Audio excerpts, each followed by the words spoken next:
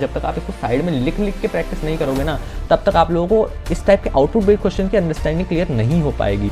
Output based question are literally question paper की जान होती है, ठीक है। इसलिए सबसे पहले मैंने इसके बारे में बताया। क्वेश्चन देखो, आउटपुट बेस्ड क्वेश्चन का तुम्हारा एक ही इलाज है, that is output based question की जो सीरीज है, that is 100+ output based question.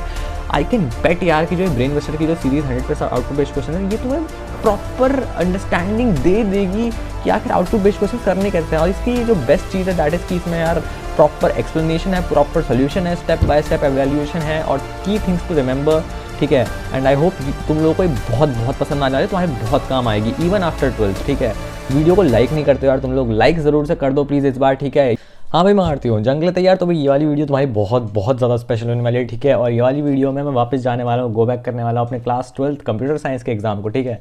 तो यार अब बेसिकली हम कर क्या रहे हैं इस वीडियो में। अगर यार वीडियो आपको इस टाइप की पसंद आ रही है तो फिर मेरे को बताना, हम इस टाइप के और भी वीडियोज़ और भी पार्ट्स ला सकते हैं। सो बेसिकली इस वीडियो में हम क्वेश्चन लेके साथ में बैठेंगे और पेन पेपर पे समझेंगे कि आखिर किसी क्वेश्चन को सॉल्व करते टाइम अगर मैं अभी फिर से 12th क्लास के टाइम पे पहुंच जाऊं, जब मेरा कंप्यूटर साइंस का एग्जाम था, या फिर जब मैं प्रिपरेशन कर रहा था, या फिर जब मैं डायरेक्टली एग्जाम लिख रहा था, तो एग्जाम लिखते टाइम मेरे दिमाग में ऐसी क्या क्या चीजें चल रही होती थी, ऐसी क्या क्या चीजें थी जो मैं सोचता था कि हाँ मुझे ये करना चाहिए, यहाँ पे ये लगाना चाहिए, या फिर किस तरीके से ओवरऑल क्वेश्चन की अंडरस्टैंडिंग करनी चाहिए, आउटपुट बेस्ड क्वेश्चन को कैसे समझना चाहिए, आउटपुट बेस्ड क्वेश्चन से रिलेटेड जितनी भी चीजें मेरे दिमाग में चल रही होती थी उस टाइम पे, ठीक है, वो सब कुछ हम इस वीडियो में देख रहे होंगे। और मैं as a student, not as a भैया, not as a teacher, as a student मैं खुद से सोच रहा हूँ कि यार अब मुझे अगर ये करना है क्वेश्चन तो मैं यहाँ पे क्या करूँ, कैसे स्टेप बाय स्टेप चीज़ों को क्लियर करूँ, ठीक है। और दो कैमरे अलग अलग जगह पे, मेरा मेन फोन जो है वो यहाँ पे रिकॉर्ड कर रहा है, ठीक है, स्क्रीन को, तो शायद कैमरा क्वालिटी में थोड़ा सा डिफरेंस आपको नजर आ सकता है, तो बट नो वरीज, ठीक है। सो थोड़ा बहुत चलता रहता है। बट फिलहाल देखते हैं। सबसे पहले देखो यार, क्वेश्चन जो है हमारे सामने that is determine the output. तो इस टाइप का क्वेश्चन दिख रहा है, आई होप सब कुछ विजिबल है, ठीक है, चल रहा है सब कुछ। डिटरमाइन द आउटपुट, सबसे पहले यार ये एक फंक्शन दे रखा है, ठीक है। अब यहाँ पे फंक्शन दे रखा है, नीचे पे इसको कॉल किया गया है। अब ये थोड़ा बहुत अगर आपको चीज़ें फंक्शंस वगैरह में डाउट हो रहा है कि आप कैसे फंक्शंस करने हैं और कहाँ से क्वेश्चंस प्रैक्टिस करें, भैया आपने क्वेश्चन कहाँ से लिया, तो ये जो क्वेश्चन है मैंने जो है आउटपुट बेस्ड क्वेश्चन की जो हमारी सीरीज है उससे पिकअप किया है, ठीक है। और उसमें 100+ क्वेश्चंस मैंने आपको ऑलरेडी दे रखे हैं बना के, ठीक है। With just a minimal cost आप इसको परचेज कर सकते हो। 100+ आउटपुट बेस्ड क्वेश्चन जो कि डायरेक्टली सीबीएसई में कैसे क्वेश्चंस पूछे जाते हैं उससे लिंक्ड है, ठीक है। तो वो बहुत ज़्यादा वर्थ इट रहने वाला है आप लोगों के लिए, जल्दी से जाके बाय कर लेना, ठीक है। और ये अभी फिलहाल हमारे सामने क्वेश्चन है। तो देखो क्वेश्चन में सबसे पहले जो मैं चीज़ सोचूंगा दैट इज कि डिटरमाइन द आउटपुट, आउटपुट निकालना है। इन्हीं टाइप के क्वेश्चन को आउटपुट बेस्ड क्वेश्चन कहते हैं। अब फर्स्ट थिंग फर्स्ट, यहाँ पे DEF दे रखा है। DEF मतलब आप लोगों को मेनली पता ही होगा, मैं ब्लू पेन उठा लेता हूँ। DEF मतलब होता है बेसिकली डिफाइन, ठीक है। DEF मतलब होता है डिफाइन करना, यानी कि यहाँ से जहाँ से भी फंक्शन डिफाइन होना शुरू होता है से लेके जहाँ पे भी फंक्शन का लास्ट लाइन आ रही है, जैसे कि मान लो फंक्शन के नीचे एक दूसरी सेकंड लाइन आ गई, यानी कि फंक्शन एंड हो गया, फंक्शन लास्ट यहीं तक ही है, ठीक है। तो ये बेसिकली आप समझ सकते हो यहाँ से लेके यहाँ तक आपका पूरा पूरा फंक्शन है। अब देखो यहाँ पे मैं आपको समझाने के लिए कुछ चीज़ें कर रहा हूँ, बट ऐसा आपको कुछ भी पेपर में नहीं करना है, ठीक है। और स्टेप बाय स्टेप चीज़ों को लेकर चलते हैं। डिटरमाइन द आउटपुट वाला क्वेश्चन है, अगर आपको बेसिक से कुछ भी नहीं आता फिर भी हम इस क्वेश्चन को कैसे करेंगे, कैसे डील करेंगे, तो देखते हैं। डिफाइन करा हुआ है एक फंक्शन को। अब देखो ये जो होता है ना, डिफाइन के बाद जस्ट जो लिखा हुआ that is called the function name, ठीक है। ये फंक्शन का नेम दे रखा है, आप कुछ भी फंक्शन का नेम दे सकते हो, फंक्शन नेम से कुछ भी फर्क नहीं पड़ता है, ठीक है। फर्स्ट थिंग फर्स्ट, तो ये मुझे दे रखा है normally. Then we have n। अब ये जो n है ना, यहाँ पे हमारा पैरामीटर आता है, ठीक है। तो this is parameter and now if n double is equals to, अब ये क्या है, ये बेसिकली चेक कर रहा है, ठीक है। अब यहाँ पे मैं आपको सिंपल टर्म्स में समझाऊंगा कि अगर n, ये पूछ रहा है इफ मतलब होता है अगर n बराबर है 0 के, यानी कि n की वैल्यू अगर 0 है तो आप रिटर्न कर दो 0, अदरवाइज आप क्या कर दो, रिटर्न करो n प्लस फंक n माइनस 1। अब यार ये कोई जो क्वेश्चन है ना, ये रिकर्सिव फंक्शन का है, रिकर्सिव यूज हो रहा है यहाँ पे बेसिकली। रिकर्सिव फंक्शन कौन से होता है भैया, वो फंक्शंस जो कि खुद को ही कॉल करते हैं, उन फंक्शंस को हम रिकर्सिव फंक्शंस कहते हैं, ठीक है। इजी है, ज़्यादा कुछ नहीं है। मतलब देखो ये फंक्शन का नाम क्या था, फंक्शन, इसका नाम है फंक, ठीक है। और इसी फंक्शन के विद इन कहीं पे भी अगर आपको फंक नाम का सेम फंक्शन दिख जाए, मतलब सेम नेम के अगर आपको दो फंक्शन दिख जाए विद इन अ फंक्शन, मतलब यहाँ पे फंक है, फंक नाम का ही उसी के अंदर भी है, दैट मीन्स वो रिकर्सन है, यानी कि वो फंक्शन यहाँ पे आके अपने आप को ही कॉल कर रहा है। और जब भी कुछ ऐसा चीज़ होती है तो उसको हम रिकर्सिव फंक्शन बोलते हैं। देखेंगे किस तरीके से करेंगे इस क्वेश्चन को आराम से, ठीक है। तो सबसे पहले फर्स्ट चीज़ जो मैं करूँगा, यहाँ पे सिंपली लिखूंगा आंसर, ऐसे करके आंसर लिख के। अब फाइनल जो हम बोर्ड्स में कैसे करेंगे, पूरा प्रॉपर प्रेजेंटेशन वगैरह सब कुछ यहाँ पे बता रहा हूँ, ठीक है। तो फिर सब कुछ अच्छे से देखना, वीडियो एंड तक देखना, आप लोगों को बहुत कुछ सीखने को मिलने वाला है इससे। तो अब मान लो यहाँ पे डिफाइन फंक्शन कर रखा है, if i n is equal to ये return 0 else this is this. अब ये जो है ना, सबसे मेन स्टेटमेंट यहाँ पे है। देखो जब तक आपका फंक्शन दे रखा है ना, आपका फंक्शन तब तक कुछ काम नहीं करेगा। मतलब ऐसे समझो, फंक्शन ना बिल्कुल ऐसा होता है कि उसका वो यूजलेस होता है, ठीक है। फंक्शन तब तक यूजलेस होता है जब तक आपने उसको कॉल नहीं किया, ठीक है। तो सबसे मोस्ट इंपॉर्टेंट चीज़ जो आपको यहाँ से डिराइव करनी है पहले इस वीडियो से, दैट इज कि फंक्शन तब तक यूजलेस होता है जब तक उसको कॉल ना किया जाए, ठीक है। फंक्शन मतलब ऐसे सोचो कि वो बैठा हुआ है, रेडी है सब कुछ काम हमारा, हमने सब सामग्री तैयार कर रखी है कुछ भी खाना बनाने के लिए, और जैसे ही हमें यहाँ पे घंटी बजेगी कि टिंग करके कोई भी वेटर ऑर्डर लेके आए कि भाई ये बनाना है, तो सब कुछ सामग्री पहले से हमने रेडी कर रखी है, हमने सबको बस एक साथ लेके कैलकुलेट कर दिया, ठीक है। तो बस कुछ इस टाइप की चीज़ें, मतलब मान लो चाय वाला होता है, ठीक है, तो सब कुछ बना के रखा हुआ है। जैसी जो भी डिमांड होगी यूज़र की, भाई चाय थोड़ी भी चीनी ज़्यादा बढ़ाना है या फिर चीनी कम करना है, फिर कड़क बनाना, उस हिसाब से आप यूज़र की डिमांड से, यूज़र ने जो भी पैरामीटर्स दिए उस डिमांड से आप फंक्शन क्रिएट कर दोगे, ठीक है। मतलब फंक्शन बेसिकली सेम ही है। चाय में क्या होता है, पहले चाय पत्ती डालो, फिर चीनी डालो, फिर दूध डालो, ठीक है, ये सब होता है, और पानी भी डालना है स्टार्टिंग में ठीक है, तो वो सब डालना होता है। तो उसके बाद जाके यूज़र की जो डिमांड है उस हिसाब से आप उस फंक्शन को थोड़ा बहुत अल्टर करोगे, मतलब उसी फंक्शन को ही उस हिसाब से प्रेजेंट करोगे। तो मेरे को अब इतना समझ में आ गया। अब ठीक है, तो स्टेटमेंट पूरा का पूरा मुझे इग्नोर मारना है। सबसे पहले मुझे जाना है प्रिंट वाले फंक्शन पे, ठीक है। मैं प्रिंट पे जाऊंगा। प्रिंट का क्या करना है, फंक एंड फंक 5। अब देखो यार, ये डायरेक्टली ना इन्होंने ऐसी वैल्यू दे रखी है। अब कई बार इसको थोड़ा सा स्टेटमेंट चेंज करके भी दे देते हैं, मैं समझा देता हूँ कैसे। यहाँ पे ऊपर मैंने स्पेस थोड़ा सा इसलिए छोड़ रखा है, बेसिकली यहाँ पे देखो हो क्या सकता है कि वो आपको मान लो पूरा पूरा फंक्शन, मैं पूरा पूरा दोबारा नहीं बता रहा, ये पूरा पूरा फंक्शन डिफाइन कर रखा है, ठीक है, समझ लेना है। DEF से लेके ये लास्ट लाइन जो भी है फंक्शन इसके अंदर डिफाइन कर रखा है। अब कब यहाँ पे तो डायरेक्टली उन्होंने प्रिंट फंक 5 करके दे दिया, ठीक है, बट कई बार हो सकता है कि वो वैल्यू कुछ ऐसा कर दे, हो सकता है कि वो वैल्यू नाम का एक वेरिएबल बनाए और उसके अंदर फंक 5 को स्टोर करा ले, ठीक है। अब ये करा और उसके बाद वो क्या कराएं, उसके बाद वो बोले कि प्रिंट करा दो वैल्यू को, ठीक है। अब यार यहाँ पे ज़्यादा कुछ बड़ी चीज़ हुई नहीं है, बट कई बार हमारे दिमाग कंफ्यूज करने के लिए कुछ ऐसी चीज़ें करी जाती हैं, ठीक है। डायरेक्टली कभी कभी प्रिंट के अंदर डाल दिया जाता है और कभी कभी वैल्यू के अंदर स्टोर करा लेते हैं पहले उस चीज़ को, और उसके बाद हम उसको प्रिंट कराते हैं। तो ये दोनों ही चीज़ें बिल्कुल सही है, दोनों ही तरीके बिल्कुल ठीक है, कहीं पर भी कोई एरर नहीं आने वाला है, ठीक है। तो ये आपको समझ में आ गई बात। अब यहाँ पे प्रिंट कराया फंक्शन, ये जो चीज़ है ना, ये मेरे लिए सबसे इंपॉर्टेंट है। मतलब जैसे चाय बनाने के लिए जो यूज़र ने बोला कि भाई थोड़ी चीनी बढ़ा के डालना है, फिर कड़क बनाना, जो भी बोला, तो वो मेरी ये चीज़ है, ये यूज़र ने जो बताया, ठीक है, ये वो है बेसिकली हम जो इनपुट करा रहे हैं। ओवरऑल फंक्शन में जो भी काम होगा वो सब कुछ ये बताएगा। नेक्स्ट इसके बाद ये जो वैल्यू है ना, ये 5, अब ये डायरेक्टली यहाँ पे n की जगह पे स्टोर हो जाएगी। अब n की जगह पे ही क्यों, और कई बार हो सकता है फंक्शन के अंदर एक ही नहीं 2 3 4 पैरामीटर्स भी हो सकते हैं, कितने भी पैरामीटर्स हो सकते हैं, इसकी कोई लिमिट नहीं है। तो आपको समझना पड़ेगा यहाँ पे फिलहाल फंक के अंदर सिर्फ एक ही पैरामीटर है यहाँ पे, ठीक है। तो हम सिर्फ एक ही आर्ग्यूमेंट देंगे। अब पैरामीटर आर्ग्यूमेंट की चीज़ें बहुत क्लियर होनी चाहिए, आपको क्लियर नहीं है तो फंक्शंस वाला वन शॉट एक बार देख लेना अच्छे से, ठीक है। और इस टाइप के आपको बहुत से क्वेश्चंस प्रैक्टिस करने हैं। आपको प्रीवियस ईयर्स में भी इतने क्वेश्चंस नहीं मिलेंगे, ठीक है। ज़्यादा से ज़्यादा अगर आप क्वेश्चंस प्रैक्टिस करना चाहते हो बोर्ड लेवल के ही, तो फिर आपको simply 100+ output based questions purchase कर लेना है यार, ठीक है। एग्जाम से पहले उसको अच्छे से प्रैक्टिस कर लेना। और भी मटीरियल आ रहा होगा, बट ये जो है ये मस्ट है। Output based questions are literally question paper की जान होती है, ठीक है। इसलिए सबसे पहले मैंने इसके बारे में बताया। एंड रिवीजन के लिए you all also have cheat sheets. अगर आपको चीट शीट्स डाउनलोड करनी है वो भी बहुत ईजिली आपको मिल जाएगी, ठीक है। डायरेक्टली नीचे लिंक दे रखा है, वहाँ से आप उसको ईजिली परचेज कर सकते हो। तो यहाँ पे अब आपको देखो सिंपली 5 जो है, आपको एक कमांड दे दी कि भाई जो ये आपको जो नंबर है ना, ये आपको 5 दे रखा है, यानी कि यूज़र को जो वैल्यू दे रही है, यानी कि चीनी ज़्यादा डालनी है, पत्ती ज़्यादा डालनी है, वो ये है, ठीक है, ये मेन है। अब इसको आपको n को ही पकड़ के रखना है। अब n अभी फिलहाल अपने हाथ में रख लो, n = 5। अब ये जो काम करना है ना, ये बहुत इंपॉर्टेंट है। यहाँ से आपको एक एक चीज़ ध्यान रखनी है। मैं मेन पेपर में, अब ये जो है ना, ये रफ वाले पेज पर आपको कहीं पर करना है, रफ में या फिर साइड पर अगर आप लाइन बना के करते हो तो वैसे करना है। इसको डायरेक्टली एग्जाम पेपर पर मेन शीट में कुछ नहीं ऐसे नहीं लिखना, एक मेन पेज पे। अब यहाँ पे n की वैल्यू मुझे 5 मिल गई सबसे पहले यहाँ पे, ठीक है।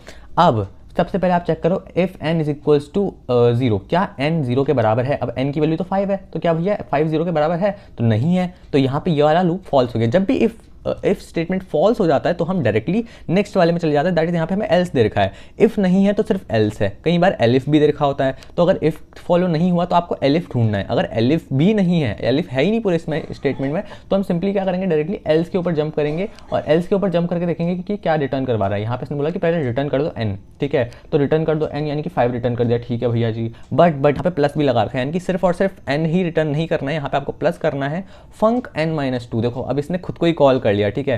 प्लस करना है हमें फंक्शन की कौन सी वैल्यू, n-2 वाली वैल्यू। n-2 पे वैल्यू क्या होगी, अब देखो n-2 अभी करंटली आपका n क्या है, दिमाग लगाना यहाँ बहुत अच्छे से। करंटली आपका जो n है दैट इज 5, ठीक है। तो आप यहाँ पे प्लस करके ऐसे लिखते जाओ अपने आप से, कोई दिक्कत नहीं है साइड में। देखो टाइम लगाना है इन क्वेश्चंस में, कोई दिक्कत नहीं है, बट आउटपुट आपका सही आना चाहिए, बिल्कुल भी आपको गलत नहीं करना है किसी भी तरीके से, क्योंकि ये क्वेश्चंस बहुत स्कोरिंग होते हैं यार।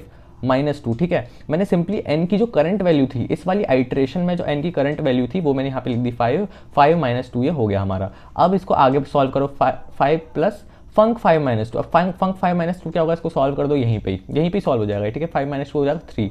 ये मिल गई आपको नई वैल्यू n की, ठीक है। यहाँ से जैसे ही मैंने इसको सॉल्व करा मुझे ये 3 मिला है ना। अब 3 को कॉल किया है, फंक को अगेन कॉल तो किया है but with the value of 3। तो अब ये फंक्शन, फिर से आप फंक्शन में चले जाओ, देखो कि फंक की वैल्यू पे 3 पे क्या है। तो पहला स्टेटमेंट तो 0 का था, तो अभी भी सही नहीं है हमारा, तो हम सीधे नेक्स्ट में चले जाएंगे, एल्स में जंप करेंगे। एल्स में रिटर्न क्या कराना है, अब देखो इस फंक्शन की जगह पे, अब इसी को ही तो सॉल्व करके आ रहा है ना, तो इस फंक्शन की जगह पे मैं क्या लिखूंगा, इधर से जो आउटपुट मुझे मिल रहा है या फिर रिटर्न जो हमारा हो रहा है वो क्या हो रहा है। तो फंक 3 पे हमारा रिटर्न क्या हो रहा है, n रिटर्न हो रहा है। तो n की करंट वैल्यू इस बार करंट वैल्यू 3 हो गई। अब ध्यान रखना बिल्कुल ध्यान से, क्योंकि जैसे ही हमने यहाँ पे 3 पे कॉल किया तो हमने 3 पे कॉल किया, यानी कि n की वैल्यू 3 थी उस टाइम, ठीक है।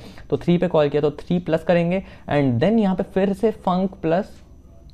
आई होप आप लोगों को समझ आ रहा है, इतना जो पार्ट है पूरा का पूरा ये हमने जो लिया है n की करंट वैल्यू 3 है, 3 - 2, ठीक है। इतना पार्ट जो है पूरा 3 से लेके ये फंक तक का, ये पूरा का पूरा हमने इस वाले से डिराइव किया है, ठीक है। ये वाले से मिला है हमें, तो इस तरीके से इसको करना है। अब ये फंक, अब ये जो निकला है ना नेक्स्ट, अब इसको आगे भी सॉल्व कर दो थोड़ा। 5 + 3 प्लस फंक 3 - 2। अब ये 3 - 2 क्या होता है, फंक 3 - 2 यानी कि 1, सिंपल, तो 1 लिख दो, ठीक है। 3 - 2 1 हो गया। अब फंक 1 पे चेक करो कि 1 पे क्या होता है, ठीक है। सो ठीक है। इस बार हमने क्या किया, हमने फंक को हमने 1 पे कॉल किया। अब 1 पे चेक करते हैं कि 1 पे होता क्या है। अब देखो यहाँ पे बहुत गजब की चीज़ होने वाली है, ये कमाल होगा। यहाँ पे बच्चे एक्जैक्टली कंफ्यूज होंगे, तुम लोग एक्चुअल में जो मतलब हम जो हैं, मैं एज अ स्टूडेंट जो मैं यहाँ पे कंफ्यूज हो जाता हूँ, ठीक है।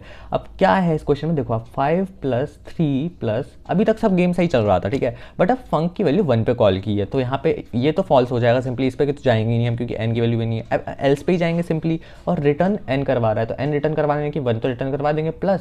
अब ये जो है ना ये इससे निकला हुआ है, मैं बता देता हूँ, ठीक है। अब यहाँ पे रिटर्न क्या करवा रहे हैं, यहाँ पे हमें फंक्शन n - 2, यानी कि क्या, फंक्शन 1 - 2।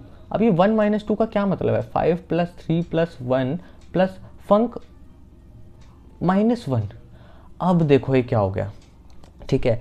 यहाँ पे जो चीज़ हो रही है, अगर तुमने अच्छे से नोटिस किया हो तो फिर यहाँ पे फंक -1 पे आ गया है। अब ये जैसे ही -1 पे आ गया, तब तुम खुद से सोचो, अब ये जो रिकर्शन है क्या ये कभी एंड हो पाएगा, क्यों, क्योंकि अब -1 की वैल्यू आ गई है, तो ये कभी भी पहले लूप में तो जाएगा नहीं, क्योंकि पहले वाले में था हमारा 0, तो 0 अब ये कभी नहीं बन पाएगा, क्योंकि -1 के बाद -3 होगा, फिर -5 होगा, फिर -7 होगा, फिर -9 होगा, हर बार 2 माइनस होते जाएगा, विच मीन्स ये अब लूप इन्फिनिटी तक जा रहा है और ये लूप कभी भी खत्म नहीं होगा। This gives us recursion error,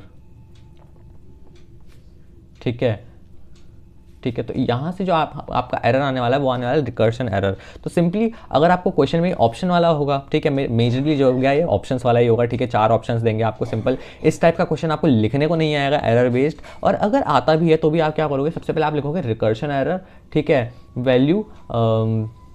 so basically आप सिंपली यहाँ पे इसको एक्सप्लेन कर देंगे, जैसे कि फर्स्ट आइट्रेशन। अब देखो आइट्रेशन वर्ड जो है ना, ये दिखता तो टफ सा है, मतलब लगता टफ है बट इजी है समझने को। क्या है, पहली बारी को आइट्रेशन बोल रहे हैं, ठीक है। आइट्रेशन, फर्स्ट आइट्रेशन में n की वैल्यू क्या थी 5, तो 5। देन नेक्स्ट आइट्रेशन में क्या है, नेक्स्ट आइट्रेशन, यार राइटिंग थोड़ा सा आप अच्छी कर सकते हो। नेक्स्ट आइट्रेशन में n की वैल्यू हो जाएगी आपकी 3 एंड नेक्स्ट आइट्रेशन, या फिर आप फर्स्ट को सेकंड देन थर्ड ऐसे भी लिख सकते हो, सेकंड आइट्रेशन, थर्ड आइट्रेशन, ठीक है, ये ज़्यादा बेटर रहेगा। आइट्रेशन, यहाँ पे आपकी n की वैल्यू हो जाएगी 1। अब यहाँ पे इसके बाद आने के बाद ही फोर्थ आइट्रेशन, आई होप ये दिख रहा है अभी, ठीक है, अगर नहीं दिख रहा ओके, ठीक है, अब दिख रहा है, ठीक है ना। सो फोर्थ आइट्रेशन में आपकी वैल्यू क्या हो जाएगी, n = -1 and here we can see that there is a recursion error in the program because the function will never terminate due to negative parameter.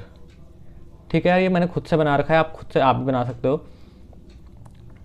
अब देखो लैंग्वेज यहाँ पे कुछ बड़ी बात नहीं है, ठीक है। अब अगर आपने सिर्फ इतना रिकर्शन एरर, मेजर स्टूडेंट जो है, हम लोग जो है एज अ स्टूडेंट जो है, हम यहीं पे ही गलती कर देंगे। हमें रिकर्शन एरर समझ में नहीं आएगा। हम कहेंगे कि यार 1 आ गया, 1 के आगे हम क्या प्रिंट कराएं। यहाँ पे हम सोचेंगे कि -1 को सॉल्व कर दे। हो सकता है कई स्टूडेंट इसके आगे इसको -1 में या -1 -2 में, या फिर हो सकता है कुछ छोड़ देंगे, ठीक है। बट यहाँ पे ना जैसे ही आपको ये ध्यान रखना है कि जैसे ही इस स्टेप पे पहुँच जाओगे आप, तो फिर आपका क्या आ जाने वाला है, आपका रिकर्शन एरर आ जाने वाला है। सो ये होता है कुछ रिकर्शन एरर, ठीक है। और इस क्वेश्चन में यार चीज़ें कुछ थी समझने वाली, सीखने वाली। बेसिकली मैं प्रेजेंटेशन वगैरह और कैसे आखिर क्वेश्चन को अंडरस्टैंडिंग लेवल पे कैसे करना है, लूप्स को कैसे समझना है, ठीक है, इफ एल्स स्टेटमेंट को कैसे समझना है, वो सबसे ज़्यादा इंपॉर्टेंट हो जाता है हमारे लिए, ठीक है। तो यही बात आपको अच्छे से समझ लेनी है कि ये जो साइड वाला का काम है ना, ये आपको अच्छे से ज़रूर करना है। क्योंकि यार जब तक आप इसको साइड में लिख के प्रैक्टिस नहीं करोगे ना, तब तक आप लोगों को इस टाइप के आउटपुट बेस्ड क्वेश्चन की अंडरस्टैंडिंग क्लियर नहीं हो पाएगी। So I hope you like this video. और वीडियो बहुत